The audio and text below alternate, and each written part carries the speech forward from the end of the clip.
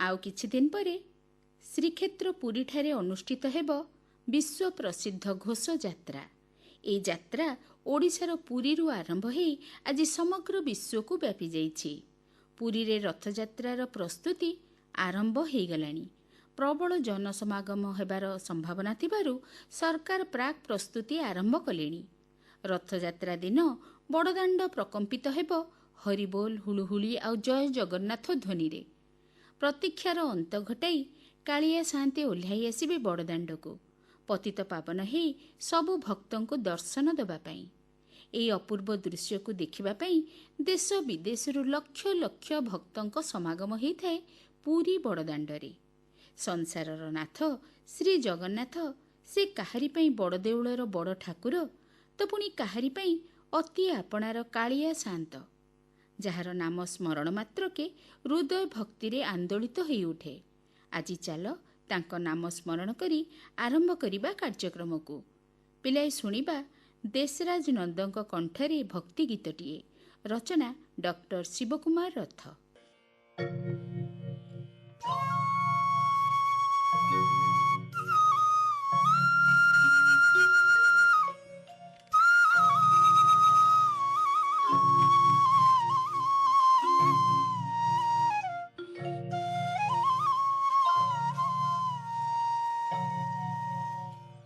तो कला श्रीमुख देखिबी कालिया, तो कला श्रीमुख देखिबी कालिया।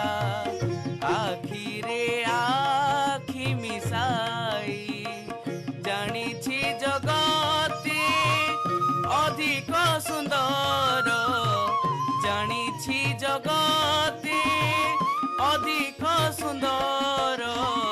देखिबार किछि नाही, तो कला श्रीमुख देखिबी कालिया, तो कला श्रीमुख देखिबी कालिया। आखिरे आखि मिसाई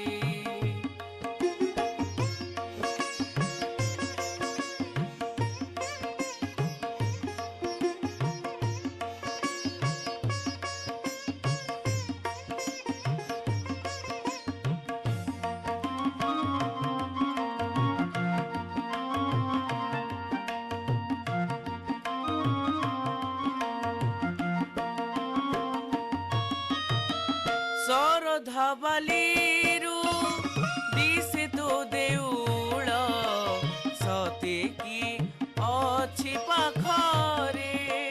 लुचि लुचि जाए से देउल काहि दंडरे चालिले थरे।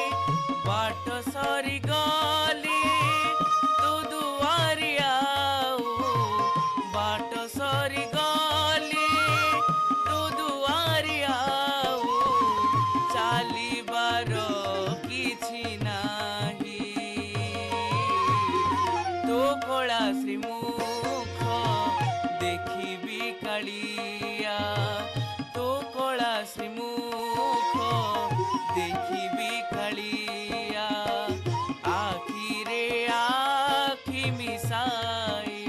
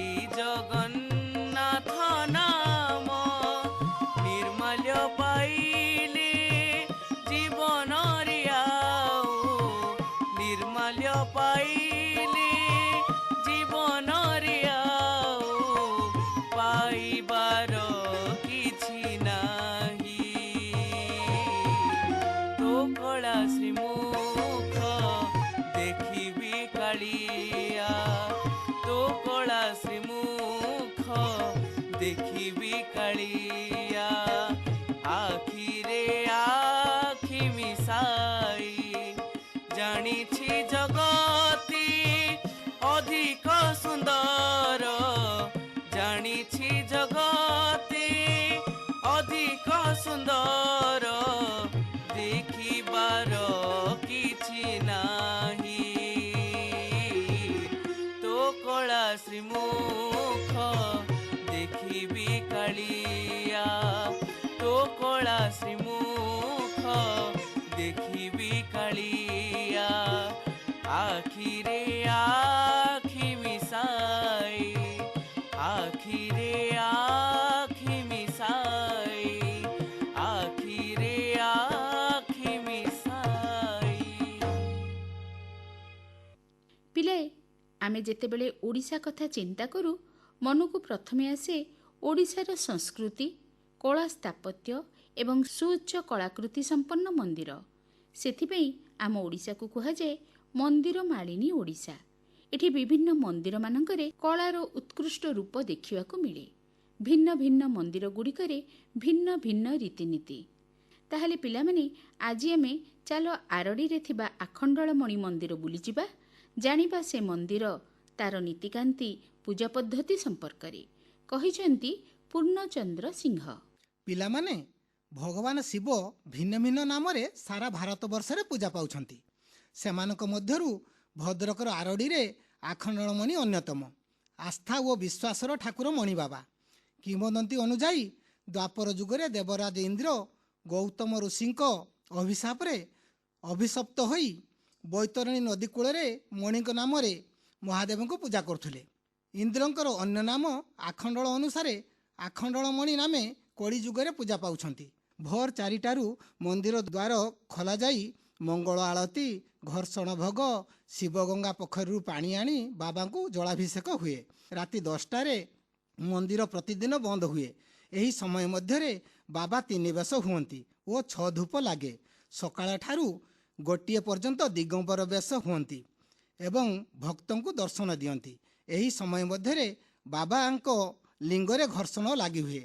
ଘର୍ଷଣରେ କ୍ଷୀର, ଦହି, ଘିଅ, ମହୁ, ଚିନି, ନଡ଼ିଆ କୋରା, କଦଳୀ ପକାଇ ବାବାଙ୍କ ଶରୀରରେ ବ୍ରାହ୍ମଣମାନେ ଘଷନ୍ତି। ତାପରେ ସେହି ଘର୍ଷଣକୁ ବାଲ୍ଟିରେ ଆଣି ଭକ୍ତମାନଙ୍କୁ ପିଇବାକୁ ଦିଅନ୍ତି। ତାହା ଅମୃତ ଭଳି ଲାଗେ। ଏହା ବାବାଙ୍କର ଚମତ୍କାରିତା। ତାପରେ ଧୋତି ପିନ୍ଧି ଓ ତ୍ରିଶୂଳ ଧରି ଯୋଗୀ ବେଶ ହୁଅନ୍ତି। ବାଲ୍ୟଭୋଗ ସହ ବାବାଙ୍କ ନିକଟରେ ଅନ୍ନଭୋଗ ଲାଗି ହୁଏ। ତାପରେ ପହଡ଼ ପଡ଼େ। ଦିନ 4ଟାରେ ପହଡ଼ ଖୋଲା ହୁଏ ଏବଂ ବାବାଙ୍କୁ ବଡ଼ ସିଂହାର ବେଶ କରାଯାଏ। 3 ବେଶକୁ ଭକ୍ତମାନେ ବହୁତ ସୁନ୍ଦର ଭାବେ ଦର୍ଶନ କରନ୍ତି ଏବଂ ବାବାଙ୍କର କୃପା ଭିକ୍ଷା କରନ୍ତି। ସନ୍ଧ୍ୟା ସମୟରେ ସନ୍ଧ୍ୟା ଆଳତୀ ଦର୍ଶନ ଏକ ନିଆରା ଦର୍ଶନ। ଝାଲି, ଘଣ୍ଟ, ଘଣ୍ଟା ଶବ୍ଦରେ ମନ୍ଦିର ବେଢ଼ା ପ୍ରକମ୍ପିତ ହୁଏ। ରାତିରେ ପହଡ଼ ପଡ଼ିବା ପୂର୍ବରୁ ଭଜନ ସନ୍ଧ୍ୟା ମଧ୍ୟ ଅନୁଷ୍ଠିତ ହୋଇ ଏକ ଆଧ୍ୟାତ୍ମିକ ପରିବେଶ ସୃଷ୍ଟି ହୁଏ। ବର୍ତ୍ତମାନର 50 ଫୁଟ ଉଚ୍ଚତାର ମନ୍ଦିର କନିକାର ରାଜା ଶ୍ରୀ ହରିହର ଭଞ୍ଜଦେଓ ନିର୍ମାଣ କାର୍ଯ୍ୟ ଆରମ୍ଭ କରିଥିଲେ ଏବଂ 1839 ମସିହାରେ ସେ ମୃତ୍ୟୁବରଣ କରିବା ପରେ ରାଣୀ ସତ୍ୟଭାମା ପାଟ ମହାଦେଇ ମନ୍ଦିର କାର୍ଯ୍ୟ ଶେଷ କରିଥିଲେ। ମନ୍ଦିର ଭିତରେ ବାବାଙ୍କ ମୁଣ୍ଡରୁ ଭାଙ୍ଗି ଯାଇଥିବା ପଥରଟି ପୂଜା ପାଉଛନ୍ତି ଏବଂ ଦିନକୁ ଦିନ ବଢ଼ୁଛନ୍ତି। ପାର୍ବତୀ, ଗଣେଶ ମଧ୍ୟ ଗମ୍ଭୀରା ଭିତରେ ପୂଜା ପାଉଛନ୍ତି। ବେଢ଼ା ମଧ୍ୟରେ ଶ୍ରାବଣୀ ମହାଦେବ, ଗଣେଶ, କାର୍ତ୍ତିକ, କାଳୀ, ହନୁମାନ, ଜୟଦୁର୍ଗା, ବୃଷଭ ଓ 10 ଅବତାର ପୂଜା ପାଉଛନ୍ତି। ବାବା ମଣିଙ୍କର ପର୍ବପର୍ବାଣୀ ଯଥା ଶିବରାତ୍ରି, ପଣା ସଂକ୍ରାନ୍ତି, ଚନ୍ଦନ ଯାତ୍ରା, ଶିବ ବିବାହ, ଶ୍ରାବଣୀ ମହୋତ୍ସବ ଓ ଝୁଲଣ ଯାତ୍ରା ଅନ୍ୟତମ। ଶ୍ରାବଣ ମାସରେ ହଜାର ହଜାର କାଉଡ଼ିଆ ବୈତରଣୀ ଓ ଶାଳନୀ ନଦୀରୁ ପାଣି ନେଇ ଶ୍ରାବଣୀ ମହାଦେବ ଉପରେ ଢାଳନ୍ତି। ଶିବରାତ୍ରି ଦିନ ବାବାଙ୍କୁ 4 ପ୍ରହର ପୂଜା ବ୍ରାହ୍ମଣମାନେ କରିଥାନ୍ତି। ରାତି 3ଟା ସମୟରେ ପ୍ରଭୁ ସୁନାବେଶ ହୋଇ ଭକ୍ତଙ୍କୁ ଦର୍ଶନ ଦିଅନ୍ତି। ବିଭିନ୍ନ ଅଳଙ୍କାରରେ ସଜ୍ଜିତ ହୁଅନ୍ତି। ସେହି ଅପୂର୍ବ ରୂପକାନ୍ତିକୁ ଦେଖିଲେ ଆଖିରେ ପଲକ ପକାଇବାକୁ ଇଚ୍ଛା ହୁଏ ନାହିଁ। 4ଟା ସମୟରେ ମନ୍ଦିର ଉପରକୁ ମହାଦୀପ ଉଠେ। ମହାଦୀପ ଦର୍ଶନ କଲେ ହୃଦୟ ଓ ମନ ପୁଲକିତ ହୋଇଯାଏ ଓ କୋଟି ଜନ୍ମର ପୁଣ୍ୟ ମିଳେ ବୋଲି ବିଶ୍ୱାସ ଅଛି। ବାବା ଆଖଣ୍ଡଳମଣି ହେଉଛନ୍ତି କଳିଯୁଗର ପ୍ରତ୍ୟକ୍ଷ ଦେବତା। ଭକ୍ତିରେ ଡାକିଲେ ସେ ଉତ୍ତର ଦିଅନ୍ତି ଓ ମନସ୍କାମନା ପୂର୍ଣ୍ଣ କରନ୍ତି ବୋଲି ସମସ୍ତଙ୍କର ବିଶ୍ୱାସ। ମୁଁ ମଧ୍ୟ ବାବାଙ୍କ ପାଖରେ 21 ଦିନ ଅଧ୍ୟାୟ ପଢ଼ି ତାଙ୍କର ଅଲୌକିକତାକୁ ହୃଦୟଙ୍ଗମ କରିଛି। ବିଶ୍ୱାସ ମିଳଇ ହରି ତର୍କେ ବହୁ ଦୂର। ପିଲାମାନେ, ତୁମେମାନେ ବାପା ମାଙ୍କ ସହିତ ଯାଅ, ବାବାଙ୍କୁ ଦର୍ଶନ କର ଏବଂ ତାଙ୍କର କୃପା ଲାଭ କର। ଆଚ୍ଛା, ମନ୍ଦିର ବୁଲି ସାରିଲା ପରେ ଏଥର ଦେଶରାଜ ନନ୍ଦ ଆମକୁ ଆଉ ଗୋଟିଏ ଗୀତ ଗାଇକି ଶୁଣେଇବେ, ଯାହାକୁ ଲେଖିଛନ୍ତି ମୀନାକ୍ଷୀ ଦେବୀ।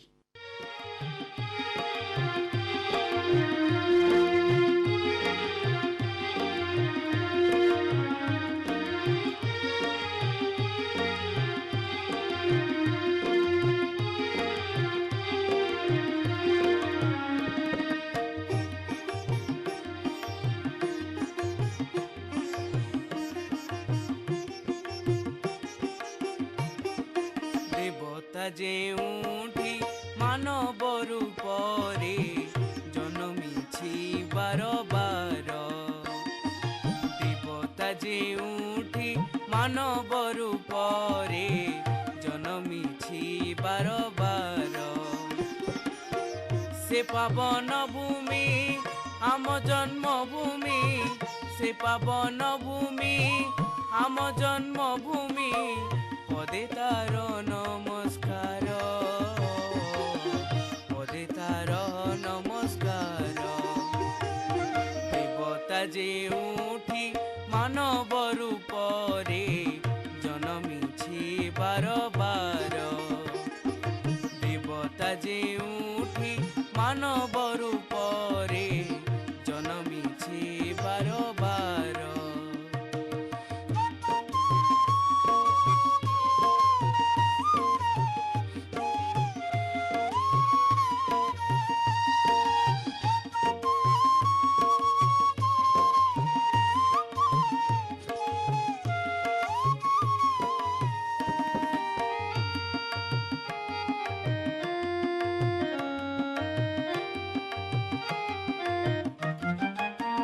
ସତ୍ୟ ଅହିଂସା ଯେ ଦେଶର ମୂଳ ନୀତି, ଲକ୍ଷ୍ୟ ଯାହାର ବିଶ୍ୱ ମମତା ପ୍ରୀତି। ସତ୍ୟ ଅହିଂସା ଯେ ଦେଶର ମୂଳ ନୀତି, ଲକ୍ଷ୍ୟ ଯାହାର ବିଶ୍ୱ ମମତା ପ୍ରୀତି। ବିଶ୍ୱ ବନ୍ଦିନୀ ସେ ଭାରତ ମାତା, ବିଶ୍ୱ ବନ୍ଦିନୀ ସେ ଭାରତ ମାତା। ପଦେ ତାର ନମସ୍କାର, ପଦେ ତାର ନମସ୍କାର। ଦେବତା ଯେଉଁଠି ମାନବ ରୂପରେ ଜନ୍ମିଛି ବାର ବାର। ଦେବତା ଯେଉଁଠି ମାନବ ରୂପରେ ଜନ୍ମିଛି ବାର ବାର।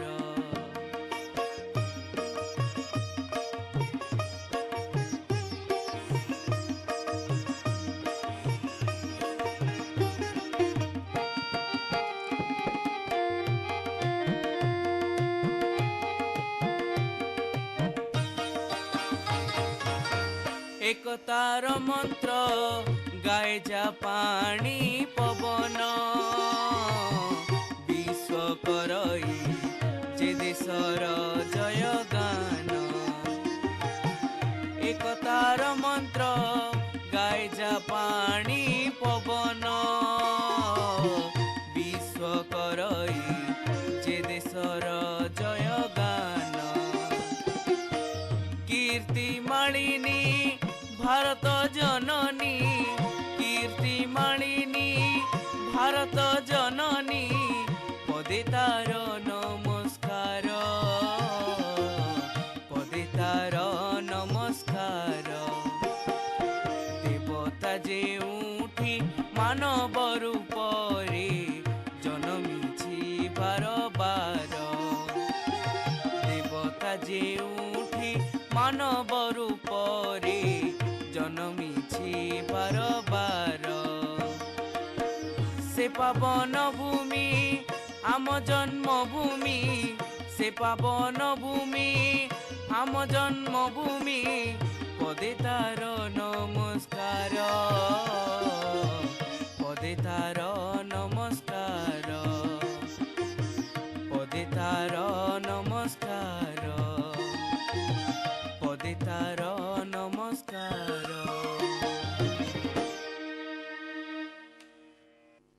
ଆଜିକାର ଯୁଗ ହେଲା ବିଜ୍ଞାନର ଯୁଗ। ଛୋଟ ବିଦ୍ୟୁତ୍ ବଲ୍ବ ଠାରୁ ନେଇ ବିରାଟ ଯୁଦ୍ଧ ଜାହାଜ, ସବୁଠି ବିଜ୍ଞାନର ଛାପ। ବିଜ୍ଞାନ ବିନା ଏବେ ମୁହୂର୍ତ୍ତଟିଏ ବଞ୍ଚିବା ଅସମ୍ଭବ ବୋଧ ହେଉଛି, ନା କ'ଣ ପିଲେ? ତମ ଘରେ, ସ୍କୁଲରେ, ବଜାର ଘାଟରେ ଯାହା କିଛି ସବୁ ଦେଖୁଛ, ସବୁ ବିଜ୍ଞାନର ଦାନ।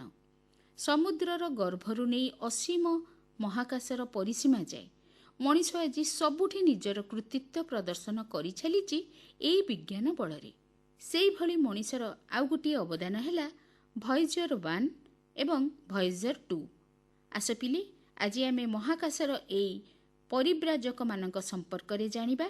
କହିଛନ୍ତି ଆଶୁତୋଷ ମିଶ୍ର।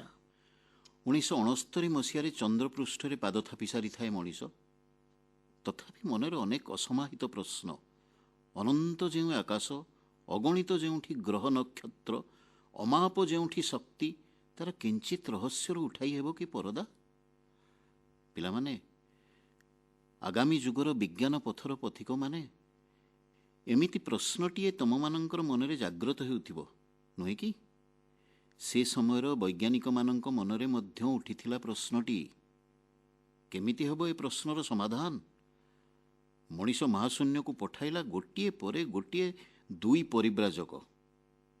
କୌଣସି ମଣିଷ ନୁହେଁ ମ, ସେ ସମୟର ବୈଜ୍ଞାନିକ କଳାକୌଶଳରେ ନିର୍ମିତ ମହାକାଶଯାନ। ମହାକାଶଯାନମାନଙ୍କର ନାମ ଭଏଜର 1 ଏବଂ ଭଏଜର 2। ଏହି 2ଟି ମହାକାଶଯାନକୁ ପ୍ରେରଣ କରିଥିଲା ଆମେରିକାର ମହାକାଶ ଗବେଷଣା ସଂସ୍ଥା ନାସା। କେପ୍ କାନାଭେରାଲ ପ୍ରକ୍ଷେପଣ କେନ୍ଦ୍ରରୁ ଏହାକୁ ଛଡ଼ାଯାଇଥିଲା। ସବୁଠାରୁ ଆଶ୍ଚର୍ଯ୍ୟର କଥା, ଯେଉଁ ମହାକାଶଯାନଟି ଆଗ ପ୍ରକ୍ଷେପଣ ହେଲା ତାହା ହେଉଛି ଭଏଜର 2, ଅଗଷ୍ଟ 20, 1977 ମସିହାରେ, ଏବଂ ଏହାପରେ ସେପ୍ଟେମ୍ବର 5, 1977ରେ ପ୍ରକ୍ଷେପଣ ହେଲା ଭଏଜର 1। ଏହି 2 ରୋବୋଟିକ୍ ପରିବ୍ରାଜକ ସେବେଠାରୁ ଆଜି ଯାଏଁ 48 ବର୍ଷରୁ ଉର୍ଦ୍ଧ୍ୱ କାଳ ଧରି ଗ୍ରହ ଉପଗ୍ରହମାନଙ୍କୁ ପର୍ଯ୍ୟବେକ୍ଷଣ କରି ନିରନ୍ତର ଗତି କରି ଚାଲିଛନ୍ତି। ଭଏଜର 1 1979 ମସିହାରେ ବୃହସ୍ପତି ଏବଂ 1980 ମସିହାରେ ଶନିଗ୍ରହ ତଥା ଏହାର ଉପଗ୍ରହ ଟିଟାନ୍କୁ ପ୍ରଦକ୍ଷିଣ କରି ସୌରମଣ୍ଡଳର ସୀମା ଦିଗକୁ ଗତି କରି ଚାଲିଲା।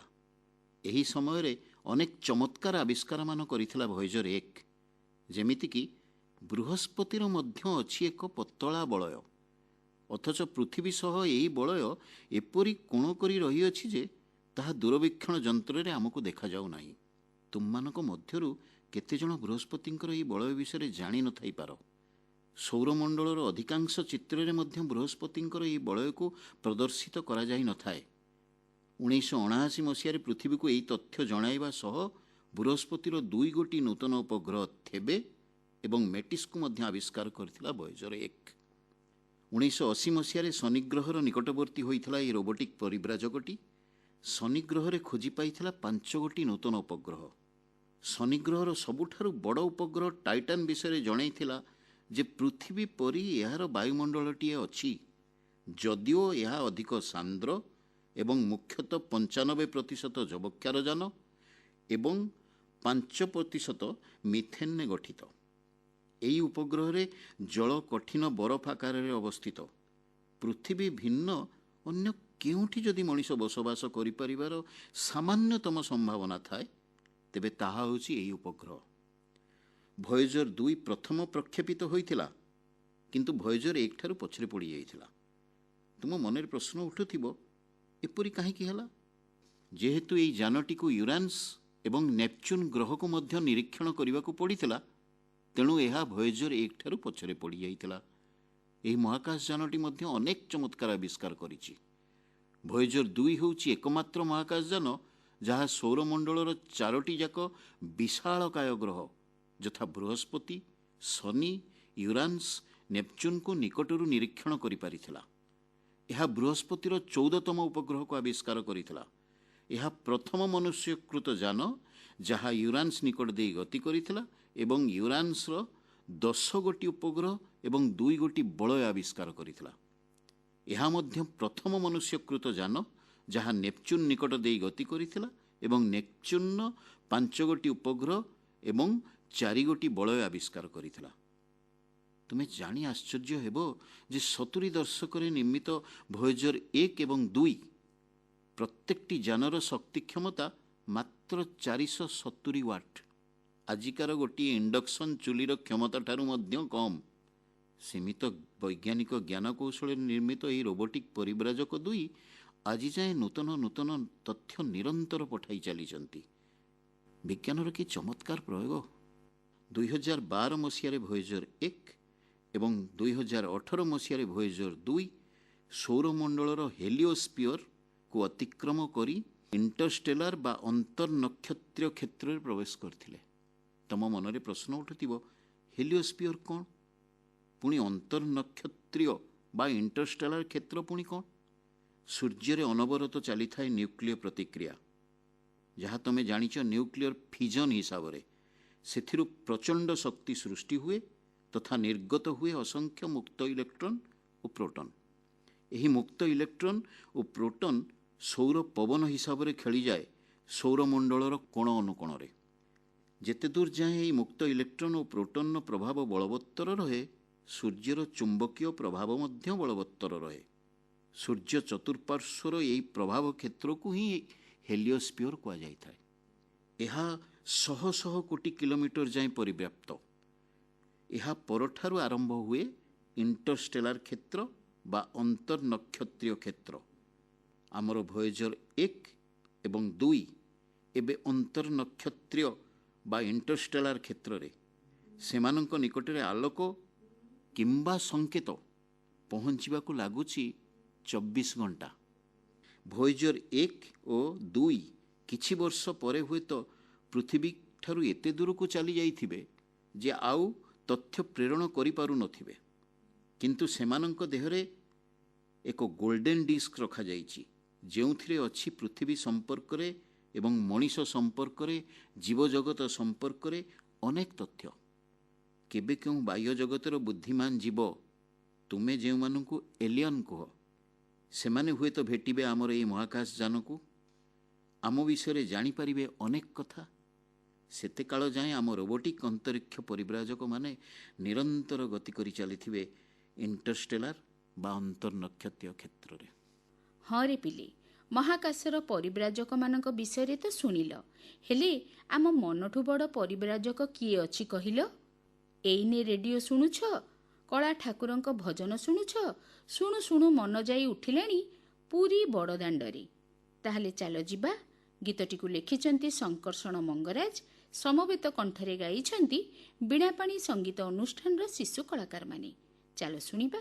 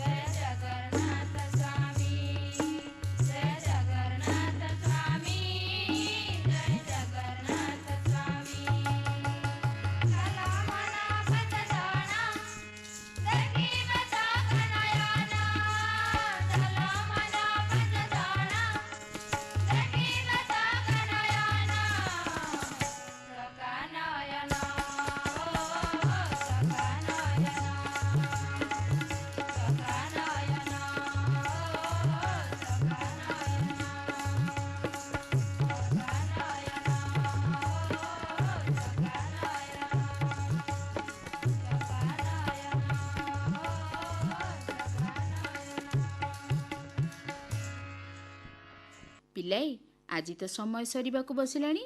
ପୁଣି ଥରେ ତମ ସହ ଭେଟ ହେବ ଆଗାମୀ ସପ୍ତାହରେ ଠିକ୍ ଅପରାହ୍ନ 5ଟା ବେଳେ। ଶୁଣିବାକୁ ଜମାରୁ ଭୁଲିବନି ତମର ପ୍ରିୟ କାର୍ଯ୍ୟକ୍ରମ କିଶୋର ଚକ୍ର। ତେବେ ଆଜି ପାଇଁ ଏତିକି।